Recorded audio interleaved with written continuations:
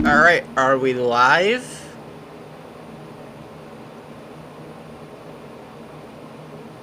Alright, are we live? It looks like we are live. Let me just do a sound check real quick before I move ahead.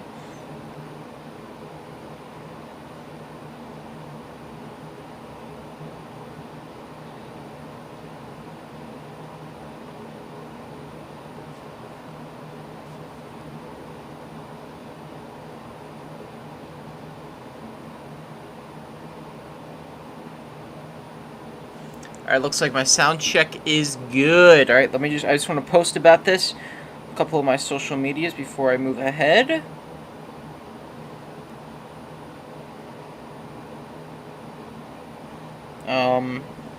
So how are you guys doing today?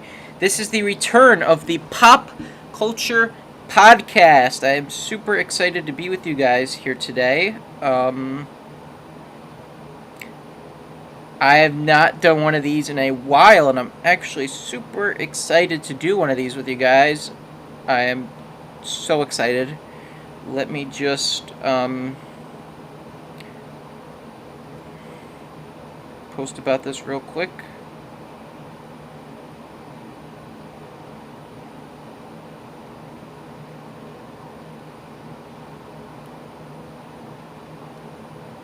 Alright, just want to post about it on Twitter, then I'll be done.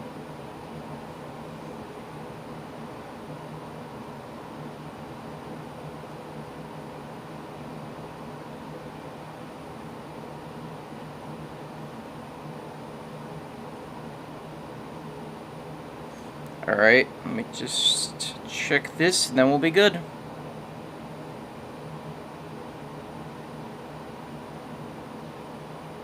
Alright, we are good to go. What is up, guys? It is the return of the Pop Culture Podcast. How are you guys doing today? Looks like we've got a couple current viewers. So here's how this is going to work. I have a brand new studio now down in my basement. You might have saw a video that I posted yesterday showing off this brand new studio. And now I'm finally going to be able to talk to you guys in this new studio, start doing some more podcasts and stuff like that. And I'm super excited. I was going to do a couple. I think I was a little bit loud when I first talked. Alright, this is good where I am right now, I think. Alright, let's do this.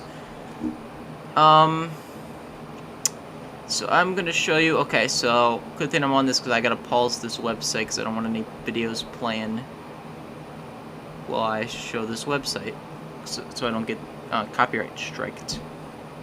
Okay, so I'll be doing a couple different things today. As you might have seen by the title, here's what I'm going to be doing. First, I'm going to be talking about the drama that's been going on with Scarlett Johansson and Disney. It's been a lot of really interesting stuff, and we're going to go over most of that today. I remember a lot of what happened. I don't remember everything off of the top of my head, but we'll see. Let's go down here. I'm also going to be reviewing Free Guy, the brand new Ryan Reynolds film, as well as the Suicide Squad. I have a funny story about this one. I already tried to record a review of this, but something happened with that, so I can finally review that now. And also, Season 2 of Outer Banks I will also be reviewing today. So with that said, let's get started. Also, if you're listening to this on Spotify, because I have this on Spotify and a couple other places, thank you so much. But we stream these first on YouTube, then they go to Spotify and places like that after. So, let's get started for today. First topic is the drama. Scarlett Johansson versus Disney. Okay. So this has been a story in the development for, I would say, the past couple weeks now. This has been a huge story going around Hollywood, and it's been insane. So what happened was, when Black Widow came out, which I reviewed, when Black Widow came out, it came out both in theaters and on Disney+, both at the same time. It went to Disney Plus for a $30 fee and the theaters at the same time. Now the problem with this, no problem with putting it on Disney Plus or anything like that. The problem with this is that Scarlett Johansson claims that she was not paid all the money she was supposed to get paid. They gave her, I think it was $20 million up front, but she was also legally contracted to gain, I think it was a certain percentage of the box office gross of the film. Now, because of the pandemic, the movie's not making as much money in theaters. It's doing okay. It's got like $300-400 million. That's not great, though. That's definitely not what it would have been if the pandemic hadn't happened. But because of the pandemic, Disney, as the greedy people that they are, wants to keep the money because they need the money because of the pandemic, and they want to keep all the money. However, Scarlett Johansson is contracted to getting a percentage of the gross. And it's contracted, it's a legal contract. You can't break the contract, which totally makes sense. So they're not giving her that money, which is not legal. They signed in the contract that they would have given her a percentage of the box office gross. She's saying she's getting none of it. So she is suing Disney. Very understandable. Pandemic or not, a legal contraction is a legal contraction. A legal contract is a legal contract, and you have to follow the contract. So, Disney is saying that they paid her $20 million up front, and she was paid enough money. I get that. However, if you were contracted, or if in your contract you were said to have gotten a percentage of the gross, you have to get that percentage of the gross. If she doesn't, that's a very good way to lawsuit. She already has a lawsuit against them, and you would think, okay, they're going to pay her back or whatever. They'll do it out of court. They'll settle the agreement. It's gotten so out of hand the past few weeks that a bunch of insane stuff has happened. First off, Disney has said that she does not deserve the money. She was paid a lot of money up front, and she doesn't need the extra money, which that's just them trying to be jerks in a way, because they just want to keep the money for themselves and not pay the actress. But whatever. I mean, it's not good, but okay, that's bad enough. As that is. As what they said. That was a stupid thing to say. It gets even worse from there. After that, Kevin Feige, the guy who runs Marvel Studios, outright bashed Disney in an interview, saying that was dumb of them to do. It's insulting that they are backtracking that and just being greedy with the money, you know what I mean? And they just want to keep the money for themselves and not pay the actress what she was contractually obligated to make. Then, Bob Iger, the previous CEO of Disney, he only left like 2 years ago. He was the guy who was kind of known for bringing Disney back on the map. Disney for a while was kind of going downhill in the early 2000s, and he came on, and Disney had an upspring from there with kind of a second comeback. In the 90s, they had the Disney Renaissance. Then after that, they kind of had a second comeback in the late 2000s with Marvel and stuff like that. He left a couple years ago. Now the new CEO is this guy, I think, named Bob Chapek. I don't know if I'm saying that correctly. And Bob Iger, the previous CEO of Disney, has said that, like, that's dumb of them to do. And this is the previous CEO of Disney. And if he says that, you know, the situation is really bad. Then there were rumors about, what's her name? Emma Stone was going to sue after that, but then apparently they made a contract with her after for Cruella 2, so probably she's not going to now. And then, this is a rumor, but I'm now hearing that they actually changed Dwayne Johnson's deal. He was in the movie Jungle Cruise. I still haven't seen that yet. I actually have free tickets to go see that. I'll probably go see that soon. But he was going to be in. He's going to be in Jungle. He was in Jungle Cruise, and that was another one. Disney Plus theaters at the same time, and they actually changed his contract, so he's okay. But they still didn't change Scarlett Johansson's contract, which doesn't make any sense. Now, the big one for me with this is an article that came out. Let me pull it up real quick. This puts Disney to me in a really terrible, bad light. Let me pull it up.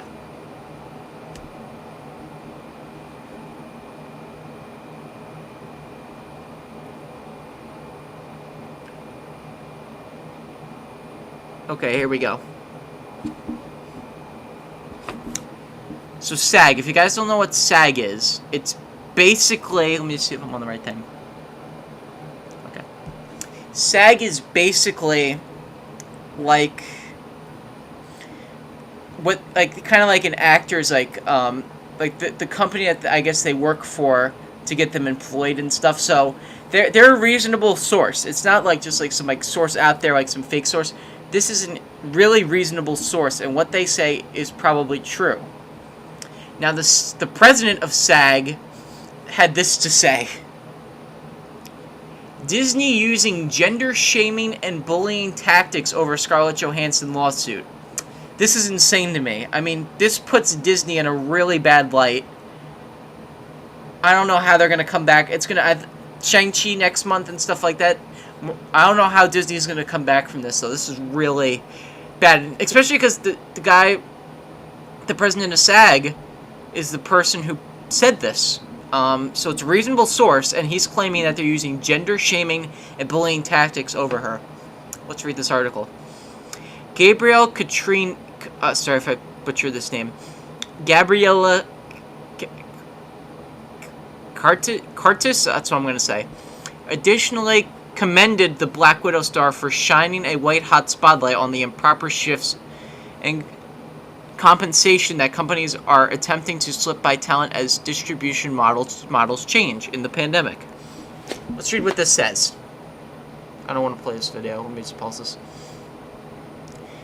SAG President Gabrielle Catrides, I'm sorry if I butchered that still, has some words for Disney about its handling of Scarlett Johansson's Black Widow lawsuit. Disney should be ashamed of themselves for resorting to tired tactics of gender shaming and bullying, the leader of the Performers Union said in a statement released on Friday. Actors must be compensated for their work according to their contracts. I 100% agree. Scarlett Johansson is shining a white-hot spotlight on the improper shifts. Sorry.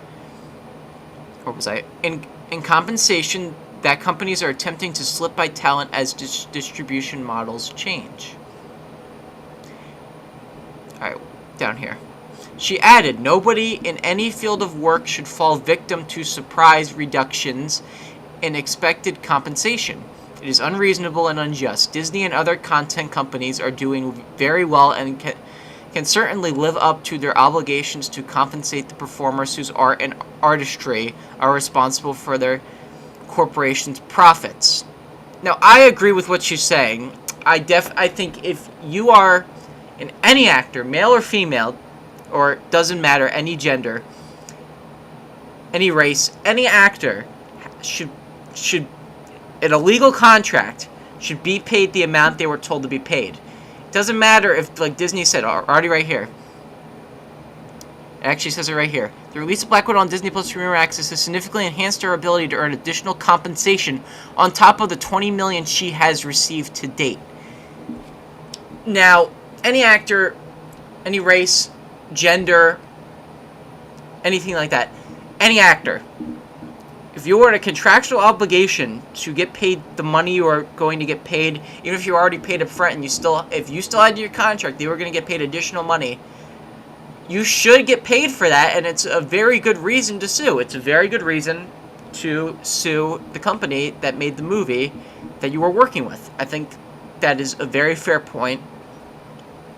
Also, I do want to mention, I'm trying to remember, I was thinking about this. Oh, Disney also said that, dumbest statement I ever heard. Disney said that Scarlett Johansson was just doing this to get attention. She's one of the biggest actresses in Hollywood. I don't know why she would need more attention. Like, she's doing this for a very good and understandable reason. And even people who work at Disney are looking at them like, why are they doing this? Like, it doesn't make any sense. Just work this out. This contractual obligation and settle it out of court, pay her money, and then that's it. Disney has billions and billions and billions of dollars.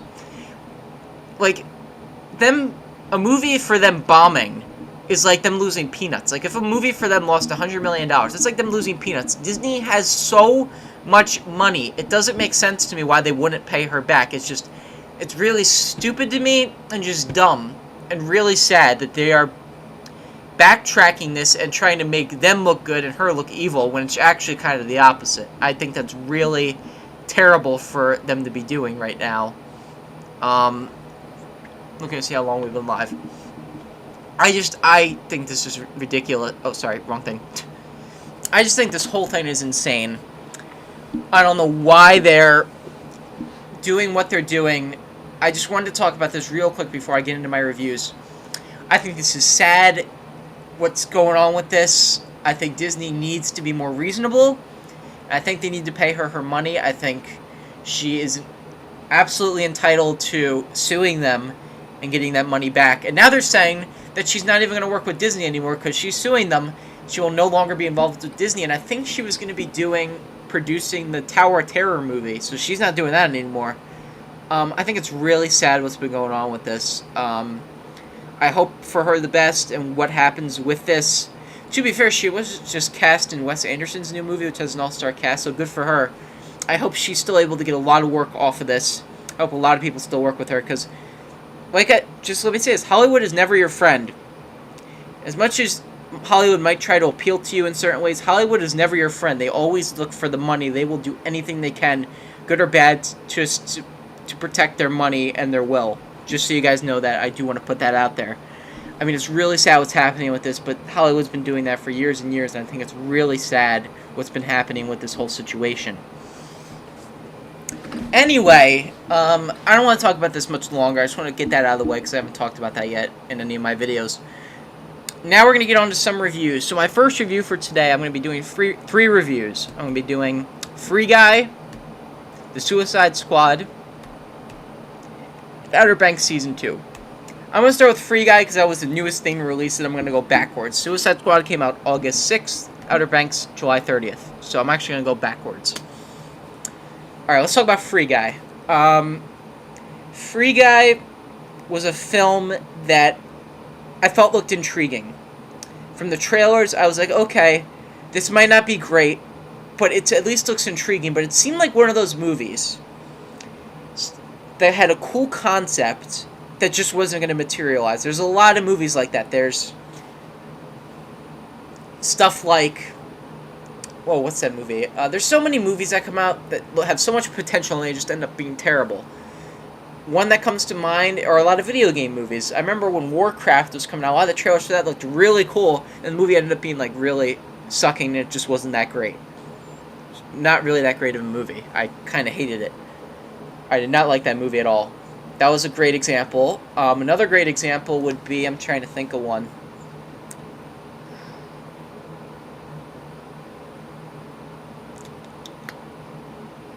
Okay, I remember one. I remember when, this is one of the worst movies I've ever seen. I remember when the movie Pan came out. Hugh Jackman played the pirate, and then it was the young story of Peter Pan and Captain Hook, and then they were friends. And I thought that was kind of an interesting concept to see the backstory of that, and that movie was just horrible. Interesting concept, but just completely backfired. I'm going to give you, to an extent, speaking of video games, the movie Pixels with Adam Sandler. That movie has an amazing concept. Video games taking over Earth. And that's actually what made me more concerned about this. A movie about video games taking over Earth sounded amazing with that movie. Wasn't that great. I'm not going to call that a good movie at all. It isn't. But Pixels is more of a guilty pleasure for me. It's horrible. I get it. It's like any other run-of-the-mill Adam Sandler movie. And even though I do enjoy it a little bit, I still think that was such a missed opportunity. Because that would have been an amazing concept for a movie put in the right hands. Like somebody who made the Lego Movie or just knows how to make a movie like that.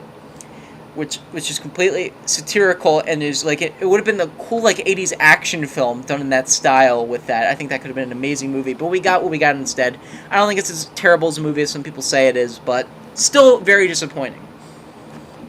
The other one that people are going to be comparing this one to is Ready Player One, because it's from the same screenwriter. I actually enjoy Ready Player One. I know to get some hate out there. I know it was mostly liked in reviews and stuff. Get some hate out there. I enjoy that movie. It's not the greatest movie in the world, but I think it's pretty entertaining. There's flaws with it, sure. But I do think that's a pretty entertaining movie. Yes, there's a billion pop culture references in it, but I do enjoy that movie. So, going into Free Guy, I didn't know what to expect. The trailers looked promising by the concept. However, the trailers were funny in ways, but they weren't totally funny. A lot of the trailers also focused on like Fortnite dances and stuff like that, and I was just very worried going into this. I love Ryan Reynolds, but I just didn't know about what I was going to think going into this. Going into this movie and coming out, Free Guy was an absolute delight. I was totally surprised by this movie. Yes, it has stuff like Fortnite dances and stuff like that. It's in this movie. However, it's very minimal. It is very small amounts of stuff like that. You see it every once in a while, kind of pop culture video game reference. However, it's not a lot. Even like Ready Player One with all the references, there's references in this, but it's not that extreme. It actually tells, surprised I'm saying this, a really good story that even has messages about original ideas, like, because everybody's saying this is an original IP. Like, it's an original idea. It's one of the only original movies coming out this summer, and I agree with that. And it even uses that to its story. It kind of has things about why original idea. It has a message about why original ideas are important, and why sequels just do making the same thing over and over again. They address that in this movie. There's a lot of great hidden messages and stuff like that, but it's also really funny. Ryan Reynolds is great as ever. He's one of those actors that I think after Deadpool, everybody just wants him to cast him in that Deadpool-like movie and cast him in that type of Deadpool-like role. But I think he is really good at it, which is why we don't hate him, because he's really good at doing that role. It's getting to the point now, though, that I think he's starting to just all the roles he's doing. I would like him to see more do of a dramatic role or something like that. I think it'd be really cool to see him trying to tackle something like that. But I do still really enjoy him. It's like Dwayne Johnson. Dwayne Johnson plays the same types of characters in all of his movies, yet he's still really entertaining at it. Kind of like that. I will say, too, this movie has a bunch of great cameos. There are cameos in this movie that are really, really, really great. There was a cameo near the end. I was cracking up. Involves superheroes and even some Disney properties. There are some Disney properties in this, and you'll be laughing when you see them, because this was a Fox movie, but Disney bought Fox, and it seemed like there's one scene in here in particular. Kind of felt like Disney snuck in and just added this one scene, but it's the funniest scene in the movie. If you can find that clip online somewhere, watch that one part. Like, this one part, it involves two famous Disney properties that they own. And it's hysterical. There's a cameo, too, in that scene, and it's great. There's a couple hidden cameos, too. There's a bank robber near the beginning of the movie. And it sounded very familiar. I'm not going to say who it is. I turned to my dad, and I was like, is that the actor that I think it is? And I told him. And I looked it up after, and it is. There's even some cameos in this that I read online that I didn't even notice. I didn't even catch in the movie. And I read them oh my gosh, I kind of want to go back now and see if I can find them in those scenes. But I don't want to spoil them. There's some great cameos in this. And what I want to talk about, too, which I'm really shocked about this movie, is Joe Keery from Stranger Things as this person who works at this video game company. And, I forget the actress's name, but I haven't seen her in any... I'm going to look it up real quick. I haven't seen her in anything, but she is great in this, and I hope she's in more stuff, because she was really funny in this. Thank you. Jodie Corner. Jodie Corner plays this girl named Millie, and Joe Keery plays this guy named Keys. So, this character Millie, is like somebody who has worked in the video game industry. You don't see a lot of this in the trailer, so I don't want to give away too much. But her and Joe Keery have this dynamic together about this company and IPs and stealing things. I don't want to get too much into it. But I was expecting to go into this movie liking Ryan Reynolds, and I did. However, Joe Keery and... Sorry, I keep on forgetting her name. Jodie Corner. There you go. I want to remember her name, too, because she's really good in this, and I hope she gets more work from this. I think she's on that one show that everybody likes. Killing Eve, that's what it is. She's on that show, and she's in this. She is great in this, as I said. So they play this dynamic, her and Joe Keery. And I was expecting Ryan Reynolds, the whole movie to be about Ryan Reynolds, for the most part. It's a lot about actually Jodie Comer and Joe Keery. And it really impressed me by that, because I went into this movie expecting Ryan Reynolds, and when they cut to Joe Keery and Jodie Comer, I'm like, oh my gosh, like, is this going to be, like, because there's good chunks of the movie that without Ryan Reynolds. You're like, oh my gosh, is this just going to be, like, go on too long? You are just as invested in those scenes with them than you are with, as you are with Ryan Reynolds. They do a really great job with that. Don't get me wrong, Ryan Reynolds is still technically the main star of the movie, but it is also actually Jodie Comer and Joe Keery. They do a great job in this, and I want to give them credit for that. The one character in this I kind of felt like was disappointing, because I really like him as an actor and as a director, and he does all the Marvel movies like Thor and stuff like that.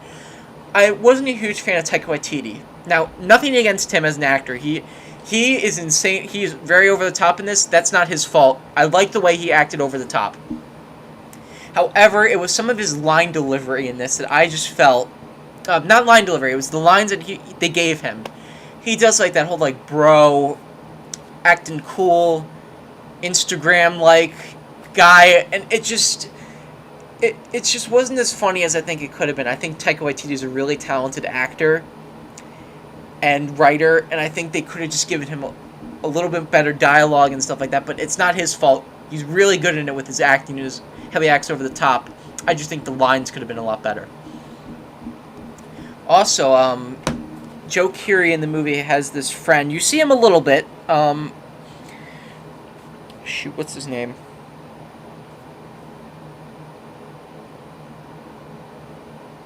Is this the guy? I can't pronounce the actor's name. I'm going to try my best, though. Yukarich Budker? I'm sorry if I mispronounced that, but he plays, basically, you'll see him in the picture, the guy in the bunny suit. And he plays kind of like his pal throughout the movie. He has a couple funny lines, but I don't think he's great. He's good for what he's given, though. It's his part of the story, like, for what his purpose is, he's good. I will say, there are a couple things about the movie that I don't like. One is that, also, real quick before I get into that, the cop that you see in the picture, what's his name? Oh, shoot. Played by Little Ray Howery, Buddy. He's great in this. He's not in it as much as Ryan Reynolds, but whenever he's on screen, he has a lot of really funny lines in the movie. And he is great in this, too. I want to give him credit, because I really liked him as well. But anyway, oh, what was I going to say? There are a couple flaws with the movie. There's a couple things, like logic, that I thought were kind of plot holes. Some of them not as big as others, but you're kind of like, you can kind of question things. If you look at this movie critically, there are a bunch of things you can pick apart and stuff like that. And there are a couple things about the movie I didn't like. I think it was a little bit too long in some places. I think it kind of dragged on a little bit. It kind of just kept on going. Third act, it kind of just kept on going and going. And it kind of felt like they could have chopped off a good 10 to 15 minutes. The movie's an hour and 55 minutes long. I felt like you could have cut out 10 to 15 minutes of that. But besides that, this is a really fun movie. This is some of the most fun I've had in the theater in a while. And I hope you guys enjoy this one when it goes to streaming. Or if you guys don't go to the theaters yet, when it goes to streaming. This is a really fun movie. I hope they put this on Disney Plus, since it's owned by Disney now, so more people can watch it. I am actually going to give this movie, if I can add some text onto the screen. I'm going to try. I've never done this before. You probably see it right now. I'm going to give this movie a 7 out of 10.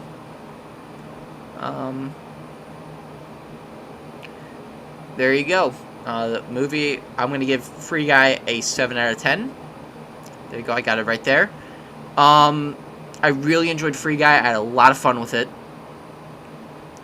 And yeah, also, if you guys ever want to read reviews of my movies before I review them on here, I write not as detailed of reviews, but I have a Letterboxd account. And if you guys want to follow me on Letterboxd, my username, no spaces in the username, capital P, then OP, capital C, ULTURE, capital K, then ID, lowercase ID. So Pop Culture Kid. If you guys want to follow me on Letterboxd, you can follow me on there. I review movies and shows on there. So like Free Guy, I have, and I gave it a 7 out of 10. So that's how I know what to give most of my movie scores, because I put them on Letterboxd earlier. So yeah, I'm gonna give Free Guy, like I said, a 7 out of 10. I had a lot of fun with it. I was really surprised by this movie. I thought I was gonna like it, possibly, but I was really surprised with how much I liked it. I really like this movie. I think it does a lot of really good stuff and stuff like that. And there's not much else to say about it. I really hope you guys see this one. I really enjoyed it. Now, I'm going to review a movie I have, a movie that I actually attempted to review right after it came out, and I recorded my review, and I just couldn't. I couldn't review this movie the first time I saw it. I had to watch it again, and I still couldn't review it. I had to give it a little bit more time. And that's not a bad thing, because next up I'm going to review The Suicide Squad. This review is going to be a little bit longer, because I have a lot to say about this movie. I saw this movie Thursday night. The Thursday night it came out. That's when I saw this movie, just so you guys know. I saw this movie the Thursday night it came out. I was in that theater. I had heard great things about it, but I was still optimistic. I was trying to keep my expectations in check when I went in. I was super excited, but when I went in the movie, I'm like, okay, I'm going to forget about all the reviews. I'm going to watch this for what it is. In the first 10 minutes of the movie, I was already amazed by it. And after that, this whole movie is absolutely amazing. Oh my gosh, I've been waiting so long to talk about this, and with this live stream, I can finally do it. Okay, so some of you guys might think, oh, well, you're a big DC fan, whatever. You don't understand. This movie is the best film DC has made, I think, in a long time. Even with Wonder Woman, even with Shazam, which I both really liked, even with Aquaman, which I really enjoyed. This is by far DC's best movie in the past 10 to 15 years. There might be a couple others that might top it from before, but past 10 years, this is easily DC's best film. And I know why there might be some skepticism going into this, because the first Suicide Squad was horrible. And it was. I do not like the first Suicide Squad at all. I think that was a really choppy, really just clumsy movie. But this movie is the opposite of that. This movie has a style, it has a voice, it has a very distinct tone to it, and it does it all brilliantly. What I love about this movie is that, yes, it's rated R. Yes, it's violent. Yes, it is totally messed up. There are jokes in here that are going to offend people, and I'm going to tell you that right now. If you're, like, get really offended by things, this movie might not be for you. But it does them all so well. Even with the offensive jokes, it does it just like it's not going too much over, but keeps it right where you're like, okay, and there's some jokes I think you'll laugh at, where you'll feel like, I shouldn't be laughing at this, but I am. There are jokes in here where I was laughing out loud by how absurd and ridiculous they were.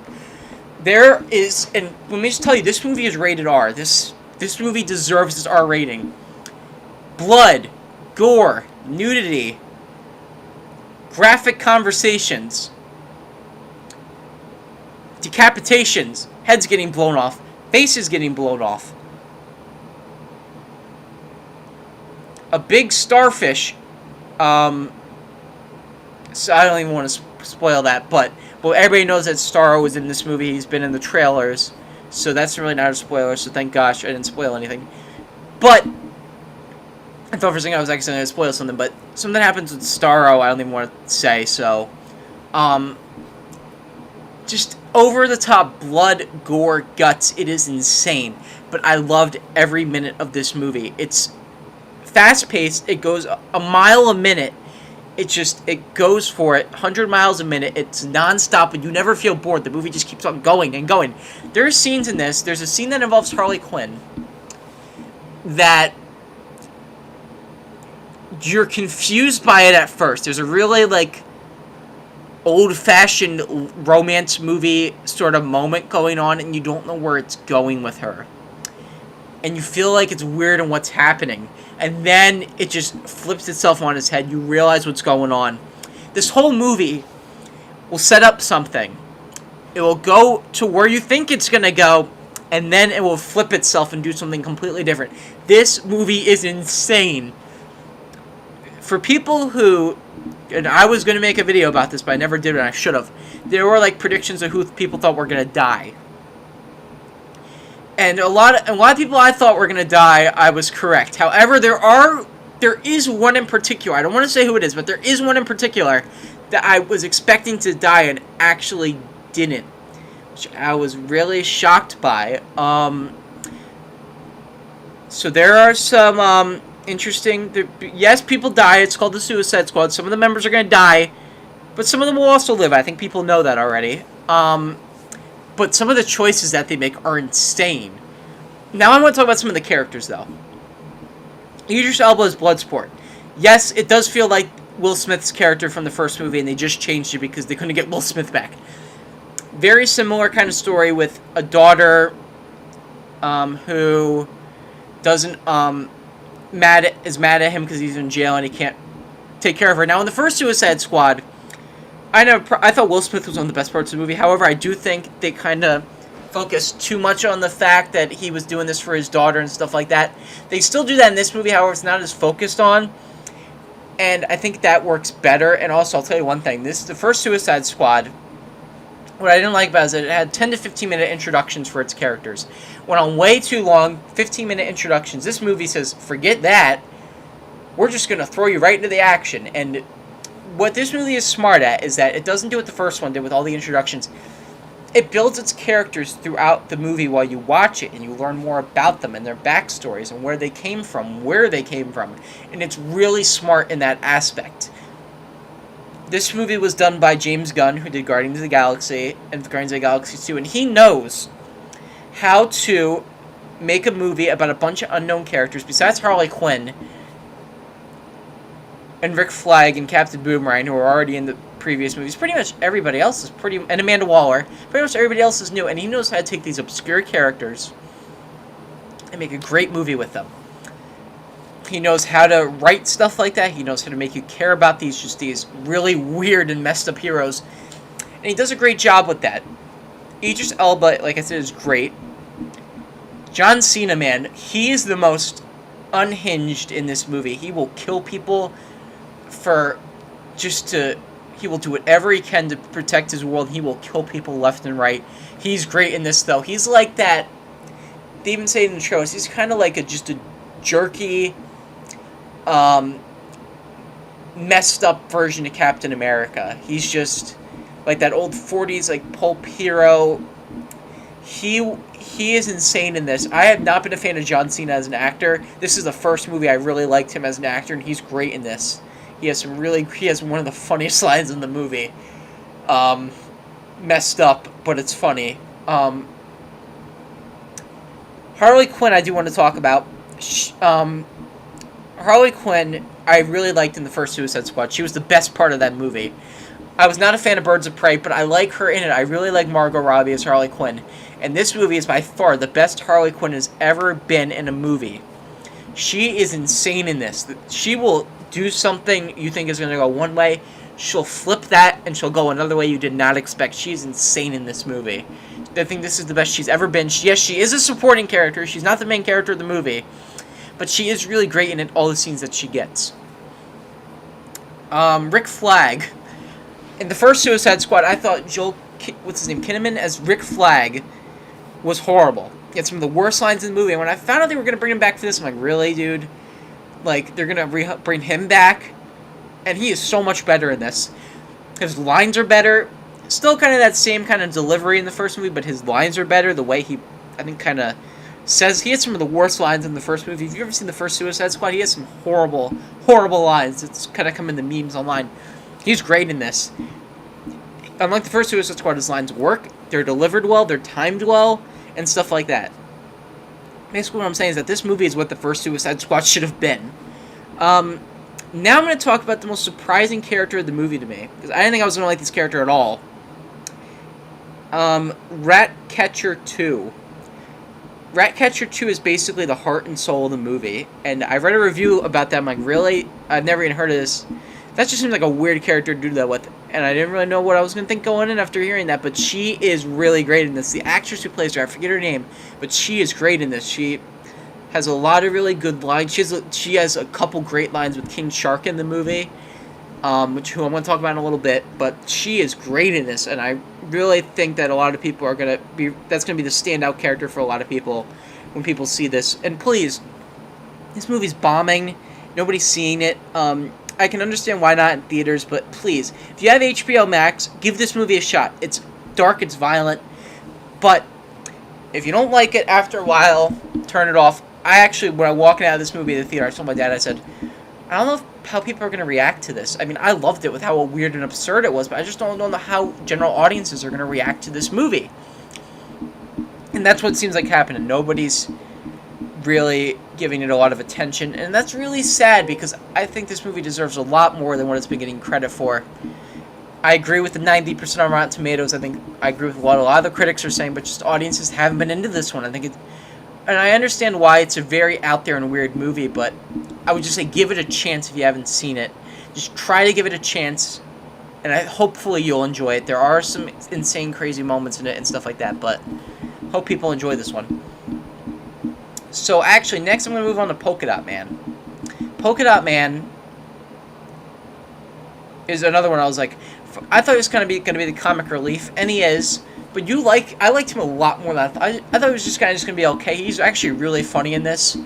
There's an ongoing joke with him. This is one of the most sick and twisted jokes in the movie about his mother, and it's a really offensive joke in a way. And you're watching it, and you're like, oh my gosh. It's an ongoing joke about what his relationship is with his mother. Something about he doesn't like his mother. I'm just going to tell you that right now. And there's some stuff there's an ongoing joke with her. It's offensive, yes, but every time I laughed. And it's out there, it's offensive, but I think it was not overdone enough that it was like, okay, this is just starting to get annoying and just really beating it in. It did it just enough that you were laughing and just how absurd and insane it was, but it didn't go overboard, and I appreciate that about this, what they did with that. Finally, for characters I really want to talk about, King Shark. King Shark is great. Sylvester Stallone does some amazing voice work with King Shark in this. I've read this online, and I agree with people. I want to see a behind-the-scenes video of him recording his lines, like a video of him in the studio recording his lines into the microphone. I want to see that for myself. I just want to see him recording those lines. I'd love it. If somebody would put some person has a recording of that, the studio wants to put that out there, I would totally watch that. I would give that a bunch of views. He's great in this. There is a great thing with him in this, where he's kind of a one-note character in a way. However, there are moments with him, yes, he's a dumb kind of character, but there's moments with him you have sympathy for him. They do these really great, touching, small, tiny moments of just him. He doesn't know where he is in life, he doesn't have friends, and you feel really bad for him in a lot of scenes. There's two scenes in particular. There's a scene where he talks to Ratcatcher near the beginning of the movie, and then there's a great shot. It's only 5 seconds with him looking out of a car and looking at a couple kissing outside. And you just see him, and he's in this car alone, and he looks lonely. And there's no dialogue. It's just this one shot of him, goes back to the couple, then it goes back to him. It's just 3 quick shots. And in those 3 shots, you just feel sympathy for him. You feel just, a character as stupid as he is, you feel all this sympathy and emotion for him, and it's just really great to me how they were able to pull that off. What this movie does so well is making you feel for these characters and caring about them, even with how absurd and ridiculous this movie is. That's what this movie does so well, and that's what I think a lot of people should watch this, at least give it a shot. Now, some characters don't have too much to say on, but I'm still going to go over. I'll try to remember all the characters, because there's a lot of characters in this movie. Pete Davidson as, I think it's Blackguard or something. he's good in this. The lines that he has are really funny and stuff like that. Don't have too much to say on him, though. Captain Boomerang's great as he was. I didn't like him as much in the last one, but in this one I do think Captain Boomerang is really good. I really like how now he's got the glowing boomerang. Like, that his boomerang kind of, like, glows up. And I thought that was really cool. Michael Rooker is alright. He's not great, as, I don't know what the guy's name is. Oh, shoot, what's his name? I have no idea what his name is. Savant, I think it is. He's okay. I don't think because Michael Rooker's in all of James Gunn's movies pretty much, but he's okay. Kind of just felt like they just had him in the movie, just because Michael Rooker was friends with James Gunn. He's like, hey, we gotta have a character for him. Oh shoot, who am I forgetting? Let me look. Forgetting a couple people. I don't know why. The Suicide Squad. I'm gonna look at a cast list. Okay, here we go. Okay. Oh, Weasel. Weasel is really funny. I don't know what I was expecting with him going into this, but Weasel is really funny. There's a couple really funny jokes with him. I think you're gonna be cracking up during some of the jokes with Weasel during this movie.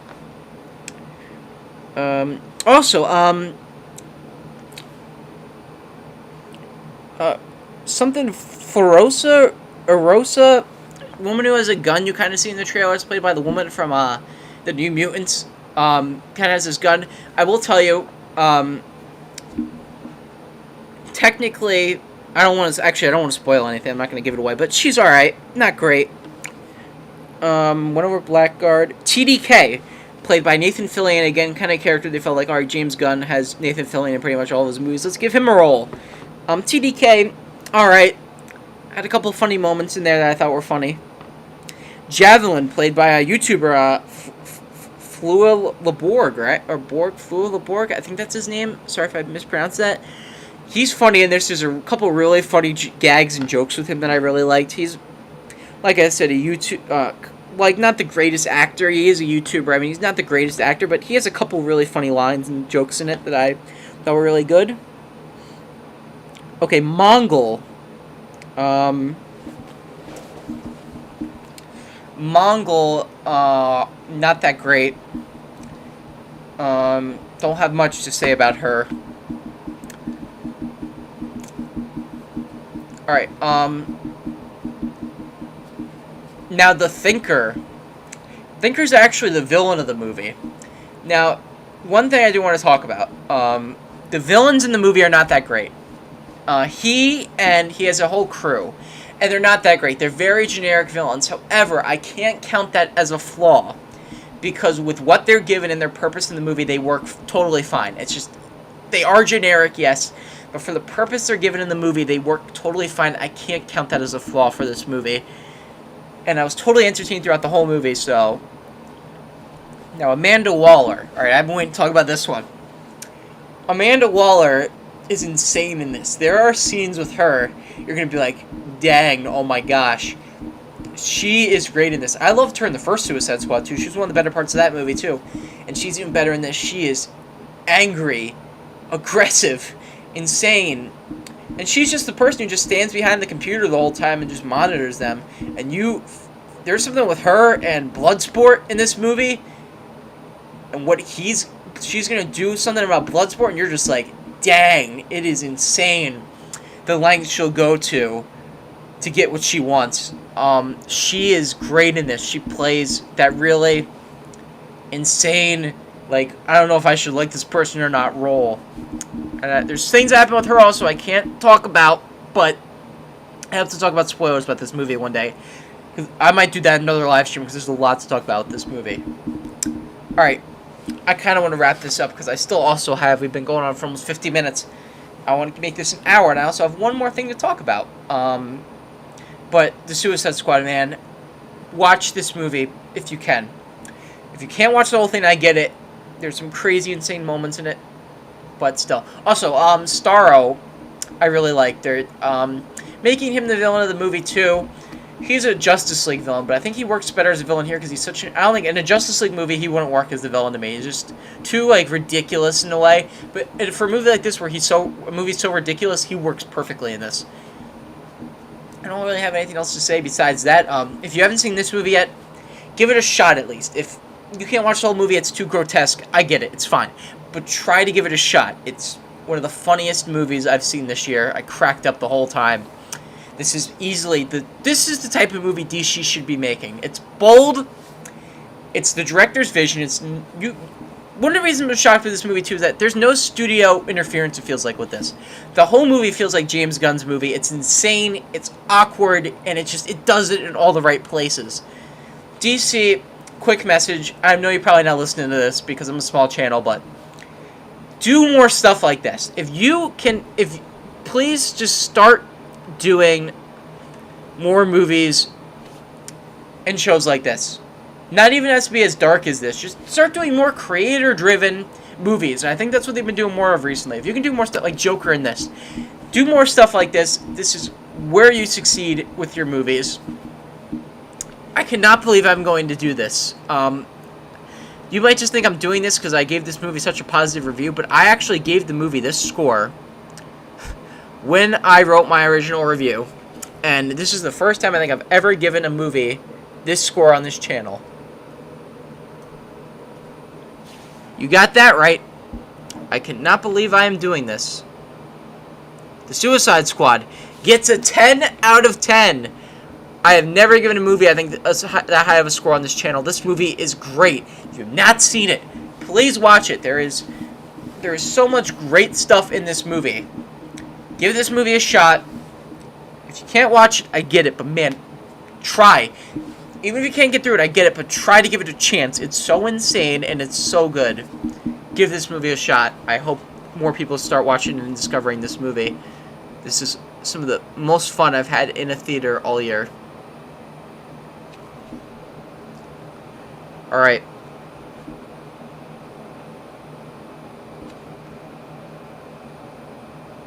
Last thing.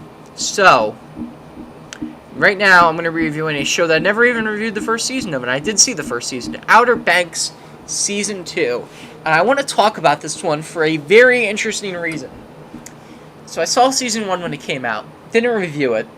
I liked it. However, I really hated it the first couple of episodes. The first episodes of Outer Banks to me were just... It just felt like any average teen drama. I didn't like any of the characters, that they were all very unlikable and stuff like that. And I do like them more later in the season. However, it just didn't start out really that all good. I didn't even want to watch the rest. However, the one thing that kept me watching it was, oh, what's her name? Sarah, what's that? Matt, shoot, on the tip of my tongue. Oh, shoot, she's on the screen. I gotta find the actress's name. She's on the tip of my tongue. Outer Banks, here we go. Madeline Klein, there you go. Okay. So, you know how if you're a teenage boy my age, and even if you're a teenage girl, you might have this with men on TV shows. Speaking to boys and even girls, there's, you know how always when you watch that one show on Disney Channel, you never liked it, but you always watched it because you always had a crush on one of the actors in the show. For me, that was Olivia Holt, and I didn't do it. That's like me with Madeline Klein in this show. It's the only reason why I kept... I mean, and she's actually really good in it, too, as an actress. I'm not just saying because she's actually... In Season 2, especially, she has a lot of really good emotional scenes. But that was the only reason I kind of kept on watching. But it does get better. Season 1 gets a lot more interesting by the end of the show. And it's a lot more action-packed in the last couple episodes. And it got me excited for Season 2. I was really interested to see where Season 2 went. I liked Season 1, but I wouldn't say it's great. I would probably give Season 1, if I had to, a 6 out of 10, if I had to. Now, I've been reading a lot of hate about Season 2. I've been reading Season 2 is horrible. I've been reading a lot of stuff about that online. So I didn't know what I thought about going into this. But actually, when I started watching this show, I don't think any of the reviews... I think I started watching this right when it came out, so none of the reviews were really out yet. I watched the first 2 episodes, and I've read some things online after I watched them, and it said, I turned it off after episode 2. It's just too ridiculous. And then when I finished this season, I also read things online that said, Season 2 was horrible. Season 1 was interesting, Season 2 was horrible. Hot take on this. I don't see where you guys are coming from with this season. I actually thought this season was better than Season 1 in almost every way. I am being completely serious. Season 1, I really liked. I mean, I liked it. I didn't really like it. I liked Season 1. Like I said, 6 out of 10. However, that slow start, and in Season 1, there's it's like that teen drama. It just drags a lot of things out. A lot of cliches you already know, and a lot of teen dramas and stuff like that. But it's still entertaining. What I love about Season 2 is that it takes every trope that you think it's going to do. And I'll tell you, there are plot lines in this season that most shows would stretch out to span the whole season. And even beyond. They completely flip it on its head, like Suicide Squad. They will do plot lines that you think would take the whole season, and they will do them in an episode. They will go fast-paced and just go for it, and basically do whatever you expect from this genre of show, and just do it completely insane, and that's what I loved about this season. Yes, there is romance in this season, as of course from Season 1. That stuff is still kind of dragged out. It goes throughout the season, like all these will they, won't they, stuff like that. But the actual plot lines of, like, the mystery, they will wrap them up so fast, and you're still so invested. They go through so many plot lines. The second half of the season actually feels more like it. The first half of the season actually kind of feels more like a season, 1 through 5, and then 6 through 10 felt like the second season. This season does so much stuff that it goes in so many directions you wouldn't expect, and that's what I loved about it. Now, there's a lot of hate going around for this season, and you're entitled to your own opinion, I get it, but I really enjoyed this season. Now, there's a couple other things I want to talk about. In Season 1, there's one character I hated from beginning to end, and that was the blonde-haired kid you'll see, boy you'll see in the, right next to Madeline Klein, the first girl, you'll see the second kid. I hated him in Season 1. I just didn't find him to be likable. They had this whole thing with his father, trying to make him unlikable. Even then, I didn't like him. Season 2, I didn't think I was going to like him again. He is one of my favorite characters this season. There's a scene with him that involves an ambulance. Him in an ambulance. And I was cracking up so hard. There's a great scene with him involving him in an ambulance. And it's so funny. If you watch the season, and you probably know what scene I'm talking about, I was cracking up. He's got a lot of really funny lines this season. I really enjoyed him this season, a lot more than I did last season. Which is one advantage I think this season has. The other characters, John B., of course, is who everybody remembers from Season 1. Really good. I don't think he does the emotional moments as well as some of the other actors do, and they're required to. Especially like Madeline Klein. I don't think he does them as well as she does. But he's still good. He's the main character, of course. And they do a lot of really interesting things with his character. And some places you never thought the show would go and stuff like that. What's her name? Shoot, I'm already forgetting. Oh, I'll talk about the other one next then. Pope. I really liked Pope in Season 1, too. They make him more interesting this season. They actually kind of give him his own storyline that kind of takes over the second half of the season, involving him and this whole scheme he's getting into to clear John B's name with some other people, and his storyline kind of takes over in the second half of the season. And I really enjoyed his character and what they do with him this season. And I will say, though, that the people he's involved with this season, it kind of does, his storyline kind of just comes up abruptly. I think in episodes early on, in one of the early episodes, his storyline they're just like, hey, let's get this out of the way, here you go. But that storyline does become very important in the second half of the season. Now I want to talk about what's the girl in the end. What's her name? Shoot. Madison Bailey, Kira. Or Kiara.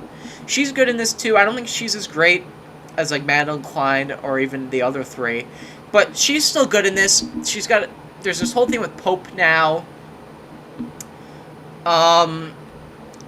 With him and her, and they got this whole will they, won't they, that type of... There's some stuff with them, though, that I'm like, really? Like, they do, like, really? It's like that whole they like each other, but they don't think the other one likes them, even though they do. That whole thing, and it just kind of just goes... There's a funny part in one of the episodes where, what's the kid's name? Oh, shoot. JJ, the blonde-haired kid, which I liked a lot more this season, where he's just, like, they're just flirting and stuff. And there's a shot of him where they just show his face. He's like, come on, guys. Like, you guys are really stretching this out. Like, just do it already. I mean, that was funny. I laughed at that.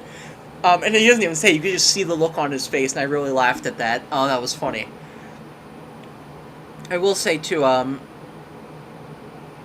Topper. Played by the kid from I Didn't Do It, like I said earlier. Austin North. He's in this season... But they kind of just bring him in just to have him in it. And people are comparing him to Steve from Stranger Things this season, like season 1 to 2. I don't agree with that at all. I still don't like him this season at all. They try to make him more likable in a way, but then there's something later on with him and Sarah, and he's doing something with her with his phone. I don't want to spoil it. But I was just like, alright, I don't like you again anymore. He just kind of comes in. They try to make him more likable. I liked him a little bit more, but he's barely in this season as it is. So, and then, of course, you get the father from last season, Sarah's father and the son. Bring that whole plot line back. Some interesting stuff with that happens. Some places you wouldn't expect them to go, they do. Very interesting stuff happens with that. Alright, I really want to talk about what I thought of Sarah this season.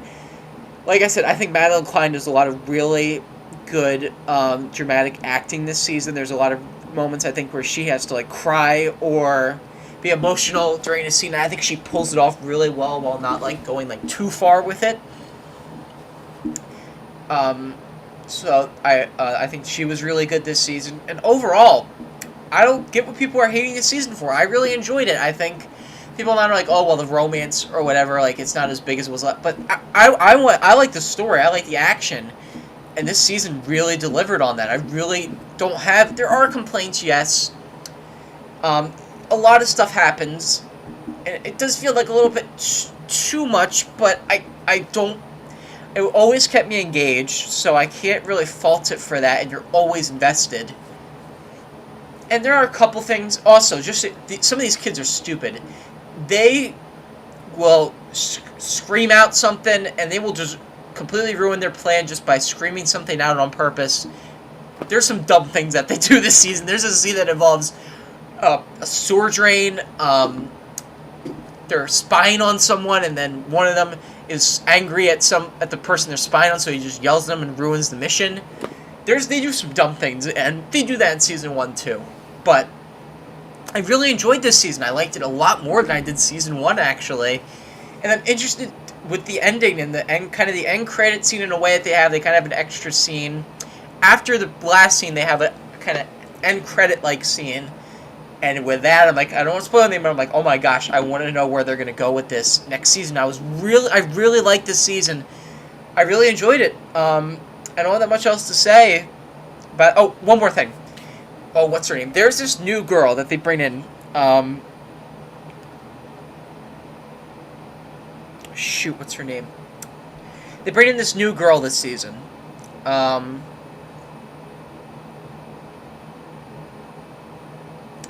Is this her? I think this is her. Cleo. So there's this girl and her family that are on this island that at the end of season 1, you know, John B. and Sarah get on the ship, and then they go out. And this season they're on an island for the first couple, for some amount of the season. And then there's this family that they meet that they're trying to help them with something. And there's this girl in this family, and you see her later on too. She kind of comes back, named Cleo. She is funny. She's got a lot of really funny moments in this, especially the later episodes she's in. I really liked her character too, and some interesting things happen with her later on, and kind of tying together and stuff like that. But overall, I really enjoyed this season. I don't get the hate that it's getting online. I actually really enjoyed this season. I don't have much else to say about it. I had a lot of fun with this season, and I am shocked I'm going to give this rating too. Not as high. It's not the 10 out of 10 or even a 9 out of 10, but I'm going to give Outer Banks Season 2, which I'm shocked because I really didn't like the first season all that much. I enjoyed it, but I'm going to give Season 2 a 8 out of 10. I really enjoyed this season. I was shocked I liked it as much as I did. And yeah, I'm really shocked I liked this season as much as I did. Okay, so I think we're done with today's episode. So we went over, let's go through this real quick. Actually, let me just change this. We went over the Scarlett Johansson Black Widow situation and Disney situation. My review of Free Guy, 7 out of 10. My review of Suicide Squad, 10 out of 10. And my review of Outer Banks Season 2, 8 out of 10. So that was today's episode. I really don't have much to say. Expect a lot more videos coming soon. I'm probably going to try, like I said, I'm going to try to do these podcasts every week if I can. I'm really going to try. And of course, I kind of had like, I don't know if you guys heard this episode, but there was like this, where I'm recording, there's like this big machine I'm next to in the laundry room, and it goes off every once in a while. And it was kind of off, it was on most of this episode, and then of course right now it just turned off. Yeah, we'll be recording down in this studio a lot more. This is where you're gonna see all my new videos filmed, but I don't have it on screen today because I don't have a camera set up yet. You don't see the studio right now, but I have microphone set up. I did the video about it yesterday, but I don't have a camera. I don't have the camera yet. That's it for today. If you're listening to this on Spotify, thanks. I'm probably gonna have this upload the day after it is on YouTube. But I hope you guys enjoyed everything. And that is really about it for today. I hope to see you guys soon. Bye.